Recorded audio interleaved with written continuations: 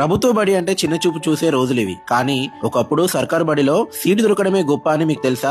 Admission కావాలంటే ఏకంగా ఎమ్మెల్యేలతో పైరవి చేయించే రేంజ్ ఒక స్కూల్ కు ఉందంటే మీరు నమ్ముతారా? అవును, మీరు వింటున్నది నిజం. అదే మన చిట్యాల జెడ్పీఎస్ఎస్ హై స్కూల్. అప్పట్లో ఈ స్కూల్ కున్న క్రేజ్ మామూలుది కాదు. చుట్టుపక్కల 5 కిలోమీటర్ల దూరంలో జూకల్, చల్లగరిగా, ముగుళ్లపల్లి లాంటి ఊర్లలో వేరే స్కూళ్లు ఉన్నా సరే విద్యార్థులు మాత్రం చిట్యాల బడికి క్యూ కట్టేవారు. ఉదయం నుండి సాయంత్రం వరకు తల్లిదండ్రులు స్కూల్ ఆవరణలో సీట్ల కోసం పడిగాపులు కాసేవారట. ప్రైవేట్ స్కూళ్లకు దీటుగా అంతకంటే మిన్నగా వెలిగిన చరిత్ర మన చిట్యాల బడి సొంతం. ఆ గొప్పతనం వెనుకున్న అసలైన కారణం అక్కడి గురువులు. Head master Bhimarao sir, Ailayya sir, Rammohan sir, Bhikshapati sir, Lakshminarayana sir, Rajamouli sir, PET Someshwar sir, Jaipal drawing sir, Shyam Sundar sir, Nagaratnam madam, ఇలా ఎందరో గురువులు. వీరంతా కేవలం ఉపాధ్యాయులు కాదు, విద్యార్థుల జీవితాలను చెక్కిన శిల్పులు. ఆ అంకిత భావం, ఆ డిసిప్లిన్ పాఠశాలకు జిల్లాలోనే ఉత్తమ పేరు తెచ్చిపెట్టింది. అప్పట్లో ఆ ఒక్క స్కూల్లోనే సుమారు 700 మంది విద్యార్థులు ఉండేవారు. తగినన్ని గదులు, ఫర్నిచర్ లేకపోయినా ఒక్కో క్లాస్ లో 120 మంది కిక్కిరిసి కూర్చున్న